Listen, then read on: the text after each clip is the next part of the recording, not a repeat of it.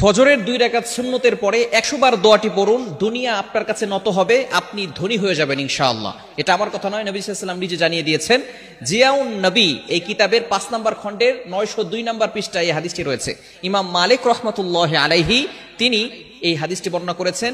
ইবনে ওমর অর্থাৎ আব্দুল্লাহ ইবনে ওমর রাদিয়াল্লাহু তাআলা হাদিসটি বর্ণনা করেছেন। ইমাম মালিক রাহমাতুল্লাহি আলাইহি সূত্রে আব্দুল্লাহ ইবনে ওমর রাদিয়াল্লাহু তাআলা এই হাদিসটি বর্ণনা করেছেন।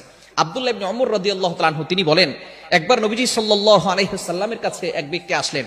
আসার পরে বললেন, ইয়া রাসূলুল্লাহ, ইয়া হাবিবাল্লাহ, দুনিয়া আমার কাছ থেকে বিমুখ হয়ে গিয়েছে, দুনিয়া আমার কাছ থেকে পৃষ্ঠ প্রদর্শন করেছে, দুনিয়া আমার কাছ থেকে হারিয়ে যাচ্ছে।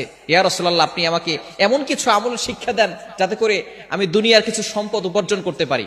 নবীজি সাল্লাল্লাহু আলাইহি সাল্লাম সেই সাহাবীকে বললেন, তুমি কি ফেরেশতাদের দোয়া ও আল্লাহ তাআলার সৃষ্টিজীবের সকল সৃষ্টিজীবের তাসবিহ তুমি পড়ো না? যেই তাসবিহের কারণে সকল সৃষ্টিজীবকে আল্লাহ পাক রব্বুল আলামিন রিজিকের ব্যবস্থা করেন, এই দোয়াটা কি তুমি পড়ো না? তখন নবীজি সাল্লাল্লাহু আলাইহি সাল্লাম এই দোয়াটা সেই সাহাবীকে শিক্ষা দিলেন। এই সাহাবী সেখান থেকে চলে গেলেন। চলে যাওয়ার পরে কিছুদিন তিনি আসলেন।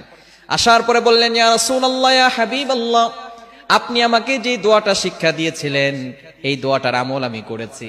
এই আমল করার ফলে আল্লাহ পাক রব্বুল আলামিন আমাকে এত পরিমাণ সম্পদ দিয়েছেন, এই সম্পদ রাখার জায়গা এখন আর আমার কাছে নাই। সুবহানাল্লাহ বিহামদি। কালিমা জিতার আপনি